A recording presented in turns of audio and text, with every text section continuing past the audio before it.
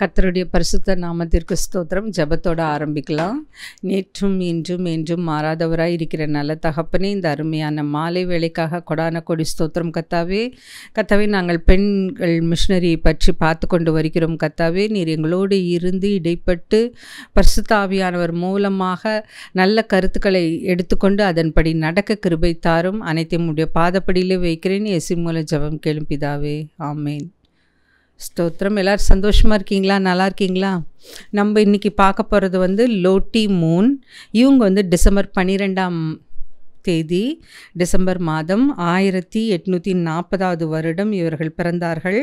இவங்க இவங்களோட full name எடுத்துக்கிட்டால் சார்லட் டிக்கஸ் லோட்டி மூன். இவங்க வெளிநாட்டு மிஷன் வாரியத்துடன் சீனாவிற்கு சென்ற ஒரு அமெரிக்க தெற்கு பேப்டிஸ்ட் மிஷனரி. இவங்க 40 ஆண்டுகள் சைனாவில் பணிபுரிந்து வந்தார்கள். இவங்க பார்த்திங்கன்னா நல்ல ஒரு ஆசிரியராகவும் சுவிசேஷகராகவும் பணியாற்றினார்கள். பெண் மிஷனரி யூனியன் மூலம் பாரம்பரியமாக உறுதியான ஆதாரத்திற்கான அடித்தளத்தை இவர்கள் அமைத்தார்கள். இவங்களோட ஆரம்ப கால வாழ்க்கை எடுத்துக்கிட்டோன்னாக்கா, இவங்களது அப்பா எட்வர்ட் ஆரிஸ் மூன், அதுக்கப்புறமா இவங்களோட அம்மா மரியா பார்க்லே. இவங்க அமெரிக்காவில் கென்டக்கியில் பெண் கல்வி நிலையத்தில் கற்பித்தார். 1873ஆம் ஆண்டு எடுத்துக்கிட்டிங்கனாக்கா சீனாவில் ஷாண்டோய் மாகாணத்தில் மிஷனரியாக பணியாற்றினார். 40 ஆண்டுகள் அவங்க சீனாவில் தங்கி பணியாற்றி வந்தார்கள். கல்வி, மருத்துவம், சுவிசேஷ பணிகள் இது எல்லாமே மக்களை சென்றடையும்படியாக அவர் உறுதியாக இருந்தார் அதில். அதுக்கப்புறம் பார்த்திங்கனாக்கா 1912 டிசம்பர் 24ஆம் தேதி 72வது வயதில் தான் அவர் இயற்கை எய்தினார். அதுக்கப்புறமா இவருடைய நினைவாக ஆண்டுதோறும் என்ன பண்ணுறாங்கன்னா, தெற்கு பேப்டிஸ்ட் மாநாட்டில் சர்வதேச பணிகளுக்காக வருடாந்திர லோட்டி மூன் கிறிஸ்மஸ் பிரசாதம் அதுக்காக இவங்க நிதி திரட்டுவாங்க. அப்போது அந்த நிதி திரட்டுறதை ஒரு பகுதியை தெற்கு பேப்டிஸ்ட் மாநாட்டின் சர்வதேச பணி பட்ஜெட்டில் அந்த நிதி அதற்கு உதவியாக பயன்படுத்தப்படுகிறது. 1888ஆம் ஆண்டு பார்த்திங்கன்னா 1.5 பில்லியனுக்கு அதிகமாக அவர்கள் நிதியை திரட்டினார்கள். அதுக்கப்புறமா இவங்க மிஷனரி வரலாற்றை எடுத்துக்கிட்டிங்கனாக்கா முக்கிய பங்கு வகித்தார்கள்.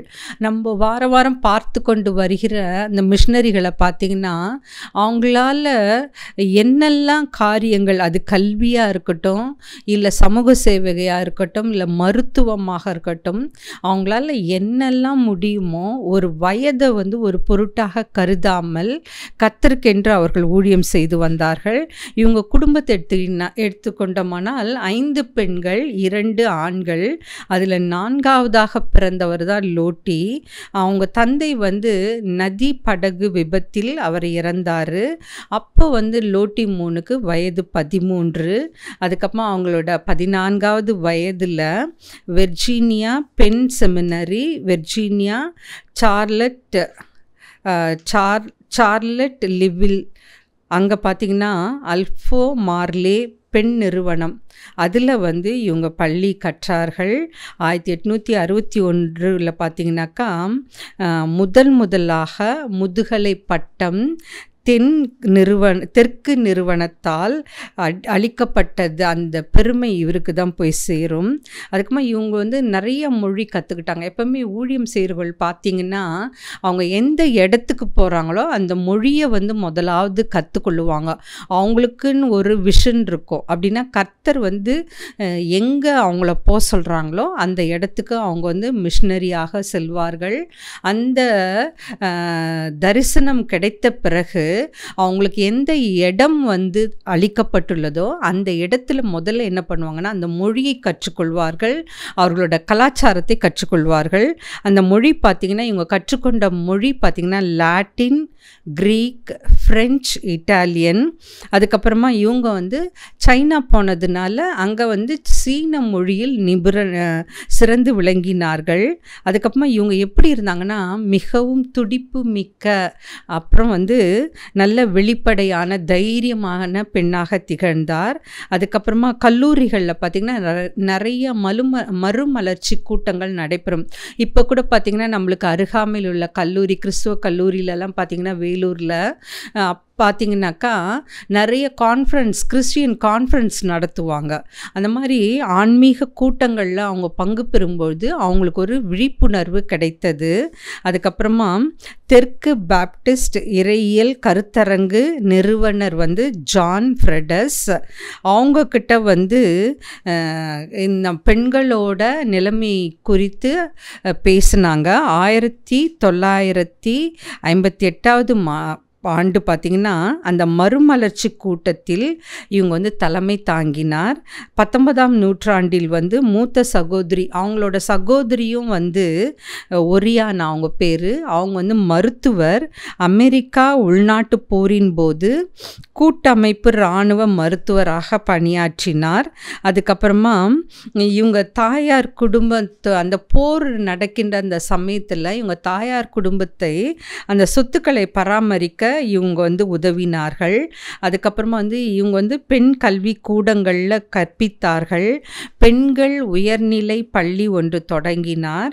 அதுக்கப்புறமா முதல் பாப்டிஸ்ட் தேவாலயத்தில் சேர்ந்து அது எங்கே இருக்குன்னா ஜார்ஜியாவில் ஏழை குடும்பங்களுக்கு ஊழியம் செய்தார். அதுக்கப்புறமா 1872 ஆண்டு பார்த்திங்கன்னா லோட்டி மூன் என்ன பண்ணாங்கன்னாக்கா தங்களை எட்மோனியா, அதில் பார்த்திங்கன்னா சீனாவில் முதல் ஒற்றை பெண் பாப்டிஸ்ட் மிஷனரியாக செல்வதற்கு அழைப்பை பெற்றார். ஏன்னா இவங்க குடும்பம் பாருங்களேன், எல்லாருக்குமே அந்த ஊழியம் செய்கின்ற அந்த எண்ணம் இருந்தது. நானும் நிறைய குடும்பங்களில் பார்த்துருக்கேன். இப்போ ஒருத்தர் ஊழியம் செய்தாங்கன்னா அவங்கள பார்த்து இன்னொருத்தரும் ஆட்டோமேட்டிக்காக ஊழியம் செய்ய போவாங்க. அதே மாதிரி தான் இவங்க சகோதரியை பார்த்து, ஒரியானாவை பார்த்து இவங்களுக்கும் அந்த ஆன்மீகத்தில் பற்றி இருந்தது. அதுக்கப்புறமா ஜூலை 7ஆம் தேதி 1873ஆம் ஆண்டு சகோதரியை தொடர்ந்து வெளிநாட்டு மிஷன் வாரியம் மூலமாக அவங்க வந்து 32வது வயதில் சீனாவிற்கு மிஷனரியாக அதிகாரப்பூர்வமாக நியமிக்கப்பட்டார்கள். அதுக்கப்புறமா இவங்களோட அந்த மிஷனரி பள்ளி பார்த்திங்கன்னா இவங்க வந்து ஷாண்டாங்கில் உள்ள ஒரு வட சீன மிஷன் நிலையத்தில் லோட்டி என்ன பண்ணாங்க, தன் சகோதரி பேர் தான் எட்மோனியா, அவர்களோட சேர்ந்தார். அதுக்கப்புறமா அவங்களோட சேர்ந்து ஒரு ஆண்கள் பள்ளியில் கற்பிக்க ஆரம்பித்தார்கள். அதுக்கப்புறமா இவங்க வந்து நேரடியாக சுவிசேஷ பிரசங்கமும் செய்தார்கள். அதுக்கப்புறமா மிஷன் பணிகளில் தான் அவங்களுக்கு ஆர்வம் அதிகமாக இருந்தது. அந்த நேரடியாக அந்த மிஷன் பணித்தளத்துக்கு இவங்களை அனுப்பல, அது வந்து இவங்களுக்கு பெரிய ஏமாற்றமாக இருந்தது. அதற்கு பதிலாக இவங்க என்ன பண்ணாங்கன்னா 40 படிப்பற்ற குழந்தைகளுக்கு பாடம் கற்பிக்க அந்த பணியை கொடுத்தாங்க. ஆனால் இவங்களுக்கு வந்து ஒரு சுவிசேஷகராக பணி செய்ய தான் விருப்பம் இருந்தது. அதுக்கப்புறமா இவங்க என்ன பண்ணாங்கன்னா ஒடுக்கப்பட்ட வகுப்பில் தம்மை ஒரு அகதியாக கருதினார். இப்போ கூட பார்த்திங்கன்னா நிறைய நம்ம இதில் வந்து வகுப்பு வித்தியாசம் இருக்கும். அப்படின்னா ஷெட்யூல்டு காஸ்ட்டு, ட்ரைபு, இவங்கெல்லாம் வந்து ஒடுக்கப்பட்ட தாழ்ந்த ஜாதியாக கருதப்பட்டு அவங்களுக்கு வந்து நிறைய சலுகைகள் வந்து அந்த காலத்தில் பார்த்திங்கன்னா மறுக்கப்படும். கல்வி மறுக்கப்பட்டது. அதுக்கப்புறமா மற்றவங்க முன்னாடி எல்லாம் வந்து அவங்கள உட்கார விட மாட்டாங்க. அதுக்கப்புறமா கோயிலுக்குள்ளே அனுமதிக்க மாட்டாங்க. இந்த மாதிரி பழக்க வழக்கம்லாம் தமிழ்நாட்டிலே அந்த காலத்தில் இருந்தது. அந்த மாதிரி இவங்க வந்து தம்மை ஒரு ஒடுக்கப்பட்ட ஒரு வகுப்பின் ஒரு பகுதியாக அவங்க நினைக்க ஆரம்பித்தாங்க. எப்போன்னாக்கா அவங்களோட ஆர்வம் வந்து நேரடியாக மக்கள் மத்தியில் சென்று ஒரு சுவிசேஷகராக பணியாற்ற வேண்டும் என்று விருப்பம். ஆனால் அவங்கள எங்கே அனுப்புனாங்கன்னா பாடம் கற்பிப்பதற்கு அனுப்பினாங்க. எழுதினார்கள்.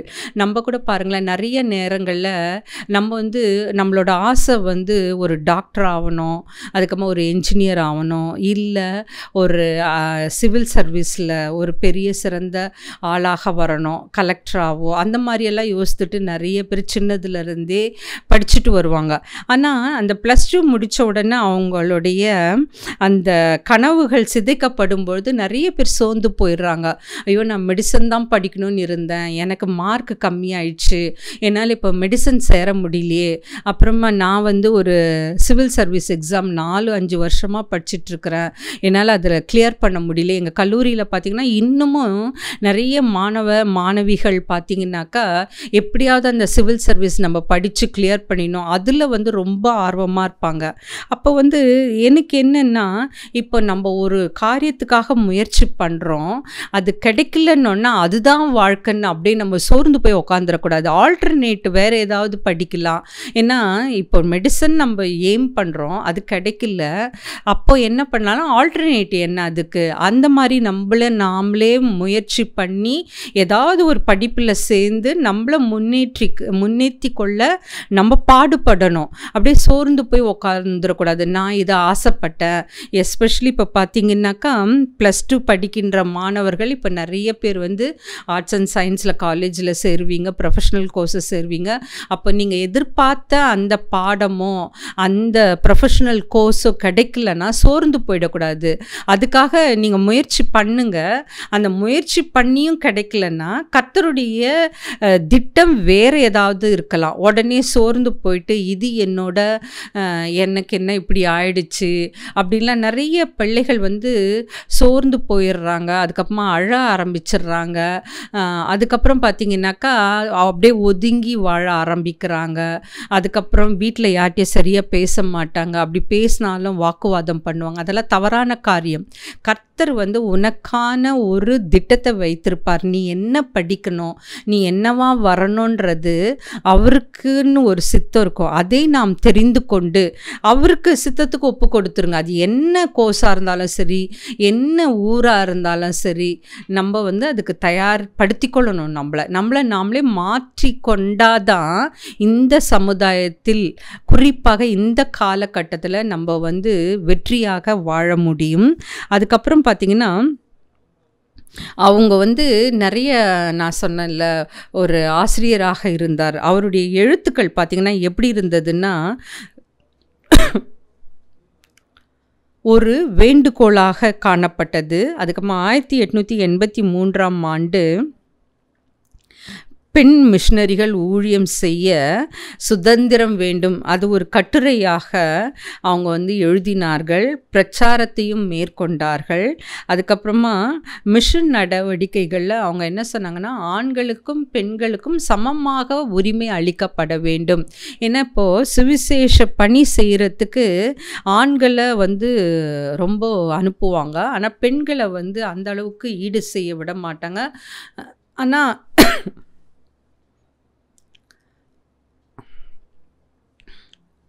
வேறு என்ன பண்ணுவாங்கன்னா, அவங்கள வந்து சின்ன பசங்களுக்கு பாடம் சொல்லி தரத்துக்கு அப்படின்னா, நம்ம வந்து இப்போ விளையாட்டுலேயே இன்டோர் கேம்ஸ் அவுட்டோர் கேம்ஸுன்றோம்ல, ஆண்கள் தான் பலசாலிகளாக இருக்கிறாங்க அப்படின்ட்டு அவங்கள கிரிக்கெட் விளையாட விடுவாங்க, ஃபுட்பால் விளையாட விடுவாங்க. அதே பெண்களுக்கு வந்து அங்கே அரங்கத்துக்குள்ளே விளையாடுகின்ற ஒரு மென்மையான விளையாட்டுகளை சொல்லி தருவாங்க. ஆனால் அதெல்லாம் தவறான காரியம். இப்போ பார்த்திங்கன்னா பெண்களும் வந்து கிரிக்கெட்டு விளையாடுறாங்க, எல்லா இதுலேயும் அவங்களும் சிறந்து விளங்குகிறார்கள்.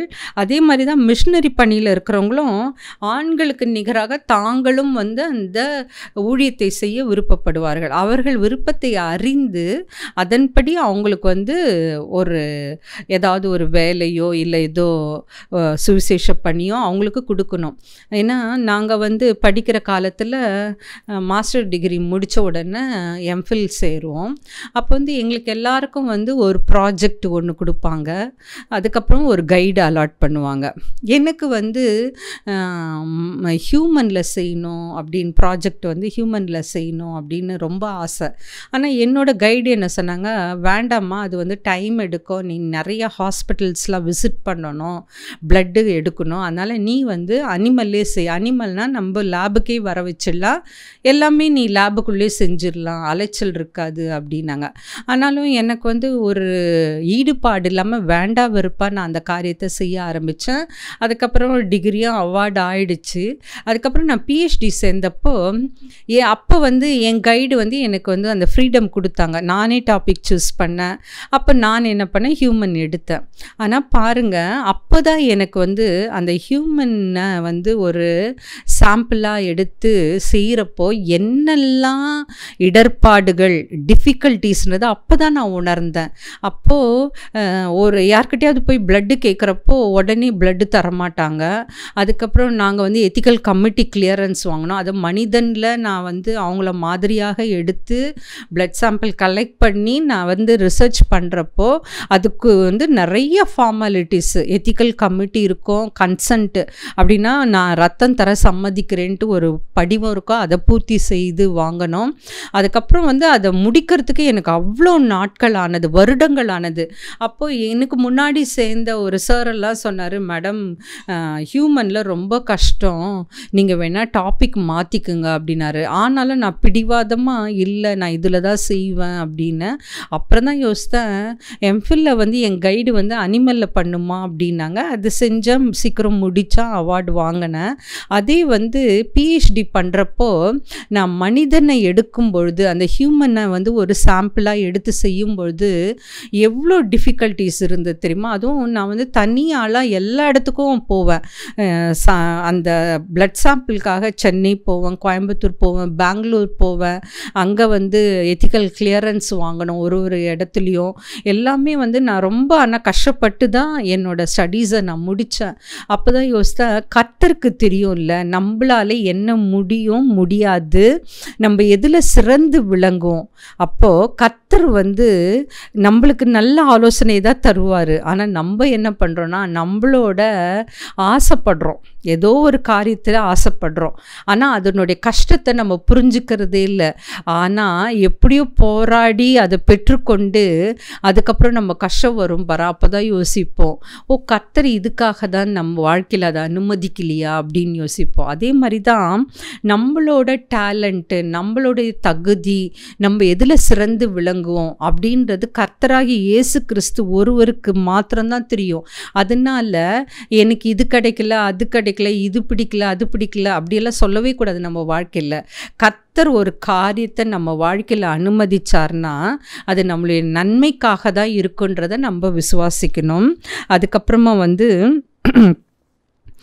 மிஷன் பணியில் வந்து அவங்க என்ன பண்ணாங்கன்னாக்கா, அதிகமான தொழிலாளர்கள் தேவை. ஏன்னா இப்போ பார்த்திங்கன்னா இவங்க வந்து நிறைய சைனாவில் லோட்டி மூன் பற்றி நாங்கள் நிறைய படிச்சிருக்கோம். அப்போது அவங்க வந்து எவ்வளோ அந்த பெண்களும் வந்து சிறந்து விளங்க வேண்டும் என்பதில் குறியாக இருந்தாங்க. அவங்களுக்கு எந்த ஃபீல்டில் ஆசையோ அதை போய் மிஷினரி பணியாக செய்யணும்னு ரொம்ப ஆசைப்பட்டாங்க. நாங்கள் வந்து போன வாரம் ஒரு சபைக்கு மெசேஜ் கொடுக்க போயிருந்தேன். மெசேஜ் எல்லாம் கொடுத்து முடிச்சுட்டு அப்போ வந்து ஒரு குடும்பம் வந்து எங்கிட்ட பேசினாங்க. அப்போ வந்து அம்மா இந்த மாதிரி ஒரு திருமண காரியத்தை பற்றி பேசினாங்க.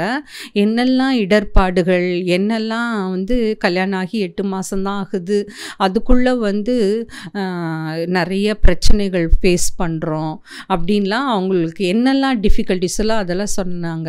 அப்போ தான் நான் யோசித்தேன், நம்ம வந்து முதலாவது அது மிஷினரி பணியாக இருக்கட்டும் இல்லை வாழ்க்கையாக இருக்கட்டும், பேராசை இருக்கக்கூடாது நம்மளுக்கு. எனக்கு தெரிஞ்சு எந்த ஊழியர்களும் வந்து அந்த மாதிரி ஆசைப்பட்டு நான் பார்த்ததே இல்லை. அவங்களுக்கு எந்த இடம் நிர்ணயிக்கப்படுகிறதோ அங்கே வந்து மனம் ஓந்து தான் செல்கிறாங்க. ஒன்று தனியாக போகிறாங்க, இல்லை ஃபேமிலியும் கூட்டிகிட்டு போகிறாங்க. அதே ஆனால் நம்ம சாதாரண வாழ்க்கை வாழும்பொழுது நம்ம வந்து நல்லா செட்டில் ஆகணும்னு நினைப்போம். அதில் எந்த வித வேற்று கருத்து கிடையாது. ஆனால் நம்ம தேர்ந்தெடுக்கின்ற அந்த இடம் நம்மளோட நமக்கு உகந்ததா, நம்மளுடைய சூழ்நிலைக்கு ஏற்றதா, நம்முடைய குடும்பத்துக்கு ஒத்து போகுமா அப்படியெல்லாம் யோசித்து அதெல்லாம் பார்த்து தான் நம்ம ஒரு காரியத்தை செய்யணும். நம்ம ஆசைப்பட்டோம், பேராசைப்பட்டோம், பிடிச்சிருக்கு அப்படின்னு நம்மளா ஒரு காரியத்தில் போய் ஈடுபட்டு செய்யும் பொழுது பொழுது அதனால் வரக்கூடிய கஷ்டங்களையும் நம்ம அனுபவிச்சு தான் ஆகணும். ஏன்னா கர்த்தர் என்ன பண்ணார், இஸ்ரவேல் ஜனங்களை வந்து அவங்க தான் வந்து தெரிந்தெடுக்கப்பட்ட ஜனம்னு சொன்னார். அப்போ இந்த இஸ்ரவேல் ஜனங்கள் வந்து கர்த்தருக்கு விரோதமாக எழும்பும் பொழுது அப்படின்னா சிலை வழிபாடு பட்டாங்க. அதுக்கப்புறமா அவங்களுக்கு எப்படியெல்லாம் தோணுதோ அந்த மாதிரியெல்லாம் பாவத்தை செஞ்சாங்க. அதுக்கப்புறமா எளியோரை ஒடுக்குனாங்க அவங்க செல்வந்தராக இருக்கும் பொழுது. இதெல்லாம் கர்த்தர் பார்த்துட்டு அவர் என்ன பண்ணார், சிறையிருப்புக்கு ஒப்பு கொடுத்தாங்க. அப்படின்னா மற்றவங்க வந்து அவங்கள அடிமைப்படுத்தி பாபிலோனியர்கிட்ட ஒப்பு கொடுத்தார். அதுக்கப்புறமா அசிரியர் கையில் ஒப்பு கொடுத்தாரு. அவங்கெல்லாம் துன்பப்படும் பொழுது மறுபடியும் வந்து கர்த்தரை நோக்கி முறையிட்டு அழுந்தாங்க. அப்போ என்ன பண்ணார், கர்த்தர் உடனே அவங்கள சிறையிருப்பிலிருந்து மீட்டு எடுத்தார். அப்போ வந்து அவங்க என்ன பண்ணுவாங்க, மறுபடியும் வந்து பாவம் செய்வாங்க. அந்த பாவம் செய்கிறப்ப தண்டிக்கப்படுகிறார்கள். அந்த பாவத்திலிருந்து வெளியில் வந்து கர்த்தர் அவங்களுக்கு நல்ல ஒரு சுகமான வாழ்வை தரும்போது மீண்டும் போய் பாவத்தில் ஈடுபடுறாங்க. அப்போது வந்து நான் யோசித்தேன், இந்த இஸ்ரவேல் ஜனங்கள் எப்படி வந்து நன்றி இல்லாமல் வாழ்ந்திருக்காங்க. கர்த்தர் வந்து எவ்வளோ 40 ஆண்டுகள் அவங்களுக்கு உணவு உடை அவங்க போட்டிருந்த ட்ரெஸ் எல்லாம் பழசே ஆகலை. அந்த வனாந்தரத்தில் அவங்களுக்கு மன்னாவை தந்தார், அதில் சாட்டிஸ்ஃபை ஆகலை. அதுக்கப்புறமா அவங்களுக்கு வந்து ஏதாவது ஒரு நான்வெஜ் வேணும்னு கேட்டாங்க, அவங்களுக்கு வந்து அந்த நான்வெஜ்ஜும் கொடுத்தாரு. அவங்க என்னெல்லாம் விருப்பப்பட்டாங்களோ எல்லாமே செய்தார். நம்ம குடும்பத்தில் கூட அப்படி தான், நம்ம என்னெல்லாம் விருப்பப்படுறோமோ பெற்றோர்கள் நம்மளுக்கு பார்த்து பார்த்து செய்கிறாங்க. ஆனால் ஒரு கட்டத்தில் வந்த அப்புறம் நம்ம படித்து முடித்து வேலைக்கு செல்லும் பொழுதோ இல்லை திருமணத்திற்கு ஆயத்தமாக போதோ அவங்கள ஒரேடியாக வந்து நம்ம எடுத்தெறிஞ்சு பேசிடுறோம். அவங்களுக்கு வந்து நீ ஏன் இப்படி பண்ணுற, நீ ஏன் இப்படி பண்ணல அப்படின்னு அவங்கள கொஸ்டின் பண்ண ஆரம்பிச்சிடும். அவங்க சொல்கிற மாதிரி கேட்டு நடக்கிறதில்ல. இதெல்லாம் நம்ம மாற்றிக்கணும். இந்த மிஷினரி பணியில் வந்து இப்போ லோட்டி 3 எடுத்துக்கிட்டிங்கனாக்கா சிறு வயதிலிருந்தே அவங்க வயது பாருங்கள் 13 வயது அவங்க தந்தை மரிக்கும் பொழுது. அது வந்து எவ்வளோ ஒரு இக்கட்டான சூழ்நிலை. அப்போது அவங்க குடும்பமில் பார்த்திங்கன்னா அவங்க சகோதரி 2 பேர், இவங்க எல்லாரும் ஊழியத்துக்காக தங்களை அர்ப்பணித்தார்கள்.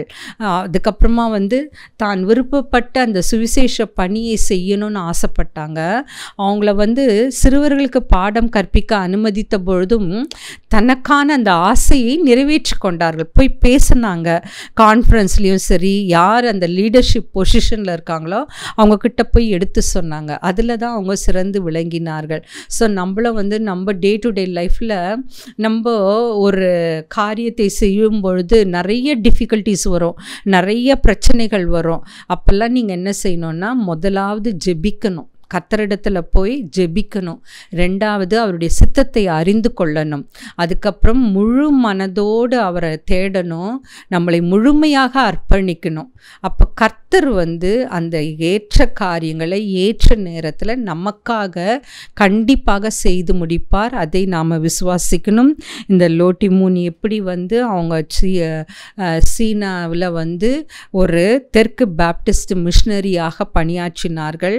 அந்த மிஷினரிகள்லாம் பாருங்களேன், அவங்களோட மரிக்கின்ற வயது வந்து 70க்கு மேலே தான் இருக்கும். ஒரு சிலர் தான் இளம் வயது, மற்றவங்க எல்லாமே பார்த்திங்கன்னா 70க்கு மேலே தான் மரித்திருப்பார்கள். அப்போ அவங்களுக்கு எவ்வளவோ உபாதைகள் இருந்திருக்கும், எவ்வளோ சிக்னஸ் இருக்கும். ஆனால் அவங்க அதெல்லாம் கண்டுக்கந்தாவே நான் இந்த மிஷினரி வாழ்க்கை பற்றி படிக்கும் பொழுது எங்கேயுமே வந்து அவங்களுடைய நோய்களை மிகைப்படுத்தி அவங்க சொன்னதா இல்லவே இல்லை. அவங்க செய்த அந்த சேவைகள், அந்த ஊழியங்கள் தான் நல்ல மிகைப்படுத்தி கர்த்தருடைய நாமத்திற்காக அவங்க பட்ட பாடுகள் அதெல்லாம் தான் வந்து நல்ல ஒரு தெளிவாக கூறப்பட்டுள்ளது ஒழிய நான் இப்படி நோய்வாய்ப்பட்டேன், எனக்கு கவனிக்கலை அப்படியெல்லாம் அவங்க குறை சொன்னதா சரித்திரமே கிடையாது. நிறைய மிஷினரிகள் தனக்கு என்ன கஷ்டம் வந்தாலும் நோய் வந்தாலும் அந்த குறைகள் இருந்தாலும் அதை வெளியில் சொல்லவே மாட்டாங்க. அவங்க என்ன பண்ணுவாங்கன்னா அதையெல்லாம் மறந்து மக்களிடையே சென்று, அதுவும் நேரடியாக சென்று அவர்களுக்காக உழைத்தார்கள். இந்த மனப்பான்மை நம்மளுக்கு வேணும். நம்ம இப்போ ஜெபிக்கலாம். இந்த செய்தி கேட்டுக்கொண்டிருக்கிற பெற்றோர்கள், குழந்தைகள் எல்லாம் ஒப்பு கொடுங்க. கர்த்தருடைய சித்தத்திற்கு நீங்கள் உங்களை ஒப்பு கொடுங்க. உங்கள் வாழ்க்கையில் அவங்க என்ன செய்யணும்னு எதிர்பார்க்குறீங்களோ அதை கண்டிப்பாக கர்த்தர் செய்து முடிப்பார். அதை நம்ம விசுவாசிக்கணும். ஜெபிக்கலாமா?